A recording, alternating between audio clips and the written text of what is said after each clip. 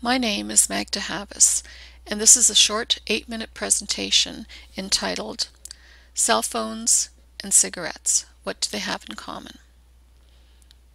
It is my belief that cell phones are the cigarettes of the 21st century. Do you find this picture disturbing? What about this one? What do cell phones and cigarettes have in common? They are both produced by multi-billion-dollar companies. Cigarettes and possibly cell phones may have addictive qualities. Both products have been linked to illness, including cancers, and the industries deny health concerns associated with their products. Tobacco death toll could reach 1 billion this century, study finds. In 2006, 1.25 billion people smoked cigarettes and 1.4 million died from cancer due to smoking.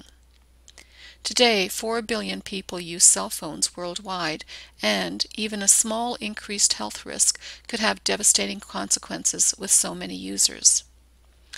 Advertising encourages use of cigarettes and cell phones. Here we have ads that appeal to men. Ads that appeal to women. You've come a long way, baby. Ads that appeal to teenagers. The cell phone ad is encouraging teenagers to stay connected by text messaging in place of face-to-face contact. And even ads that appeal to children, which is perhaps the most disturbing. Why would a cigarette company want their advertising to be associated with children's cartoons if it wasn't to sell cigarettes to children? And if the cartoon ad doesn't work, what about licorice-flavored cigarettes? We see similar enticements with cell phones that resemble teddy bears or cartoon characters. This encourages children to ask mommy and daddy to buy them a cell phone as if it were a toy. Would you buy your child a toy that emitted microwave radiation? Does this seem too young to use a cell phone? And if you think that's silly, what about the pregnant woman lying in bed talking on her cell phone with a portable computer on her lap near the fetus? Warning: using a mobile phone while pregnant can seriously damage your baby. Study of 13,000 children exposes link between use of handsets and later behavioral problems. This appeared in the Independent newspaper in 2008. Medical authorities recommend that pregnant women refrain from smoking, drinking alcohol, and taking certain types of drugs.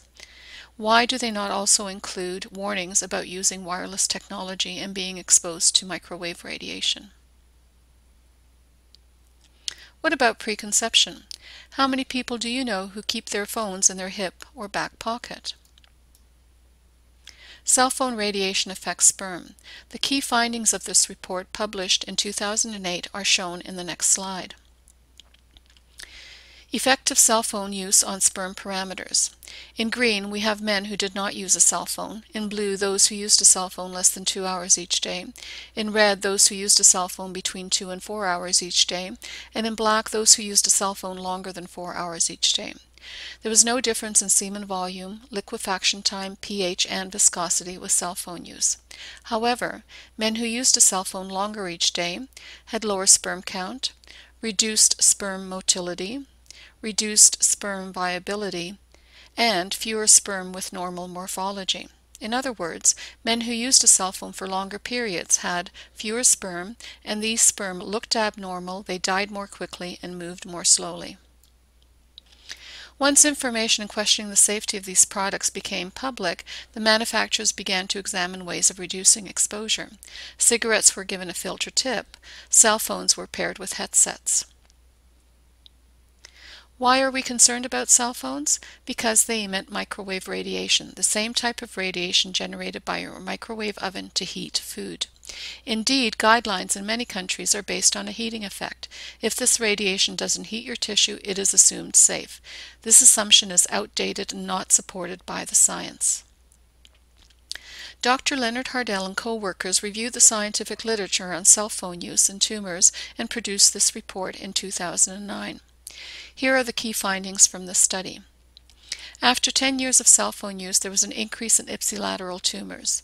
These tumors are on the same side of the head where one holds a cell phone. Gliomas or brain tumors increased 90%. Acoustic neuromas increased 60%. This is the nerve associated with hearing. Uveal melanomas, tumor of the eye, increased 300%. Who is at highest risk? Those who were under the age of 20 when they first started using a cell phone.